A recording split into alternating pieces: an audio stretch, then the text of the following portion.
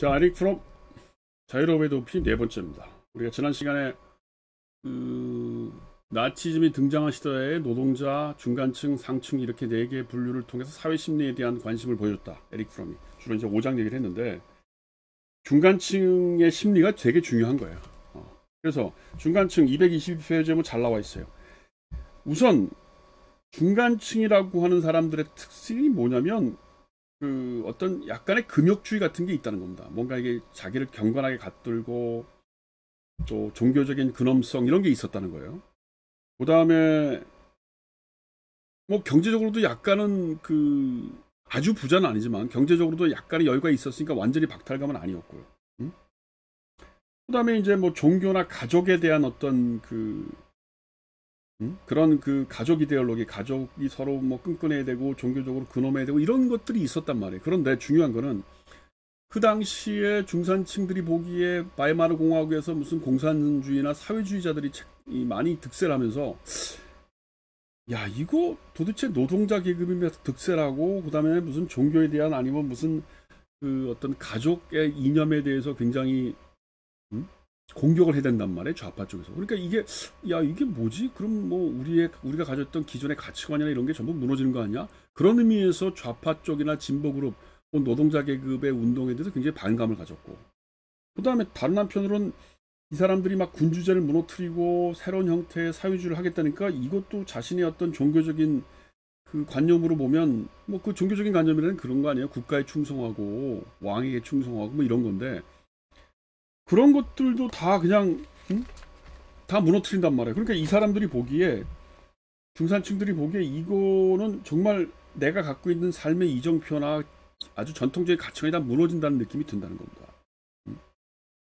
그러니까 경제적으로 어려운 것뿐만 아니고 어떤 가족 이데올로기, 종교 이데올로기, 국가에 대한 어떤 충성심 이런 것들을 다 부정하는 시기였단 말이죠. 그 시기가 저희 히틀러가 등장하기 직전에. 그러니까 이거를 도저히 받아들일 수가 없었던 거예요. 더군다나 이 히틀러가 전형적인 몰락한 중산계층의 사람이었던 거죠. 아버지가 무슨 공무원이었던가 그렇고 굉장히 엄격한 카톨릭 집안에서 자랐고 히틀러가. 그다음에 이제 그런데 점점 몰락했죠. 경제적으로 몰락하고 또 히틀러 개인도 뭐 미대인가 시험을 2번 봤는데 떨어졌다고 그러죠. 대학도 떨어지고. 그 다음에 히틀러가 또 뭐 누가 말에 의하면 굉장히 왜소하고 못생겼대. 그래서 굉장히 여자들로부터 인기도 없었다는 얘기도까지 들어요. 그러니까 바로 이 히틀러 자신이 몰락하는 중산층을 보여주고 있었던 거예요. 그러니까 대부분의 이 독일의 중산층들이 마치 히틀러 보면서 자기 자신의 어떤 박탈된 가치감, 고독감 이런 거를 투영해서 봤다는 겁니다. 그러니까 이 중산층들이 갖고 있던 굉장히 무력함 이런 것들을 통해서 사람들이 저 사람은 우리를 위해서 뭔가 해줄 수 있는 거 아니야? 그리고 우리의 경제적인 권리뿐만이 아니고 우리의 어떤 전통적인 가치관, 종교적인 가치관도 우리가 보호해 받아야 되는 거 아니야? 이런 식의 얘기를 했다는 겁니다. 사실 이 문제는 굉장히 중요한 거예요. 우리가 보통 이제 보수, 진보 이렇게 나누면서 경제적으로 돈이 없는 사람은 진보일 것이고 돈이 많은 사람은 보수일 거라 이렇게 생각하기 쉬운데 이 심리 구조라고 하는 게 이렇게 간단하지가 않아요. 그래서 한국의 정치를 분석할 때도 이런 어떤 종교적인 가치관 뭐 아니면 가족 이데올로기 뭐 여러 가지 지역적 이데올로기 우리나라에서는 지역적 이데올로기 뭐 이런 것들도 좀 봐야 된다는 거죠.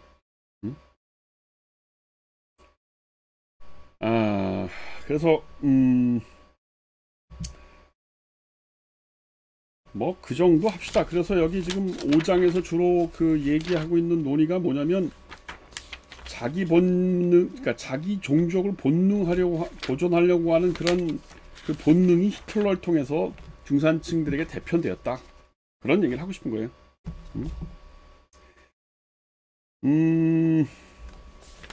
그 다음에 이제 뭐가 나오냐면 그런 의미에서 그러면 어떻게 할 거냐. 이 자유민주주의라고 하는 걸 우리가 어떻게 봐야 될 거냐라는 얘기를 하는 거예요. 왜냐하면 자유민주주의라는 게 여태까지는 뭐 투표를 하고 1인 투표제를 만들고 정당을 만들고 뭐 그런 얘기를 주로 했는데 어떻게 보면 우리가 자기 의지를 선택한다는 거, 이게 자유민주주의를 지키는데 더 중요한 거라는 거죠.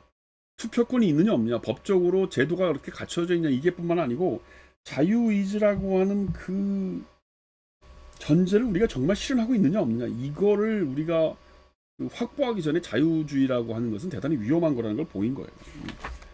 그게 261페이지 그런 얘기가 나와 있습니다. 우리는 자기 의지를 가진 개인이라는 환상 속에 살고 있는 자동 인형이 되었다. 그렇죠. 우리는 알아서 우리가 다 투표할 수 있어. 그러는데 실제로는 그렇지 않다는 거죠. 그래서 근대인들은 겉으로는 만족스럽고 낙천적으로 보이지만 속으로는 몹시 불행하다. 그래서 뭐예요? 핸드폰, 트럼프 카드, 휴대용 라디오는 그 주인이 거기서 이름을 붙임으로써 인격화된다.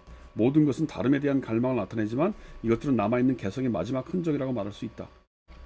그러니까 뭐예요? 이 사람들이 자기 의지는 없고 자기 개성은 없어. 정치의 가치관도 다른 게 없어. 그러면 어떻게 돼요? 무슨 핸드백을 산다든가 휴대용 라디오, 지금은 휴대용 라디오지만 예전, 그러니까 30년 된 휴대용 라디오는 지금 뭐예요? 핸드폰, 뭐 이런 거 아주 특별한 거 가지면서 나는 개성 있는 사람이 이러고 착각하고 산다는 거예요. 그러니까 그 일종의 이제 소비 의지죠. 소비를 통한 자유의지의 박탈이죠. 그래서 앞으로 어떻게 하겠냐는 겁니다. 어떻게. 에릭 프롬이 나중에 뭐 소유냐 삶이냐 이런 철학적인 아주 존재론적인 그 책도 쓰고 윤리의 문제를 얘기하고는 있지만 나는 거기까지 가고 싶진 않고요. 여기 지금 이 책의 부록에서 성격과 관련된 성격과 사회 과정이라고 하는 그 부분을 보면 그 시대의 어떤 사람의 계급적인 성격 구조를 길들이고 교육시켜야 된다는 얘기를 해요. 여기 292페이지에 보면 뭐라고 되어 있냐면 독일처럼 계급의 계층화가 엄격한 나라의 중산층의 성격 구조라고 하는 것은 예를 들어서 미덕인 검소, 절약, 조심성, 의심은 새로운 미덕인 창의성, 모험, 공격 따위에 비하면 근대 기업에서는 차츰 가치가 떨어지고 있다. 이런 낡은 미덕들이 아직 자산인 경우에도 그러한 사업은 가능성 범위가 너무 좁아져서 옛 중산층들의 자식들 가운데 극소수만의 경제적 추구에서 그들의 성격 특성을 성공적으로 이용할 수 있었다. 그러니까 이 사람이 여기서 이 얘기, 독일의 중산층 얘기를 자꾸 강조하는 이유는 뭐냐면 그들이 중산층으로서 성립하는데 작동하는 기본적인 성격이 있다는 거예요. 그러니까 1930년대는 검소하고 절약하고 의심받고 뭐 이런 거 의심하고 이런 성격이 있는데 지금은 그 성격이 어떻게 바뀌었는지 모르지만 바뀌어야 된다는 거예요. 자발적이고 창의적인 걸로 바뀌어야 된다는 거예요. 그런데 그게 잘 안 바뀌면 어떻게 돼요? 독일의 경제나 정치가 제대로 작동하지 않는다는 거죠. 그래서 여기서 293페이지에서 뭐라고 얘기했냐면 사회적인 성격과 그 계급적인 성격이 대단히 비슷해서 그 사회적인 성격에 걸맞는 사회가 변해가고 사회가 요구하는 인간형을 만드는데 교육이 작동하지 않으면 그래서 그 계급적인 성격이 거기에 조응하지 않으면 자유민주주의는 대단히 위험해진다는 겁니다. 293페이지 중간에 따라서 사회구조나 구성원들의 성격을 교육과정으로 설명할 수는 없지만 어떤 사회의 사회경제적 구조에서 생겨나는 필요성으로 교육제도를 설명해야 한다. 교육 방법은 그 메커니즘이 개인을 사회에서 요구하는 형태로 형성하는 한 더없이 중요하다. 바로 이거죠. 개인을 사회에서 요구하는 인간으로 만들어야 된다는 거예요. 근데 그 인간이라는 게 뭔데?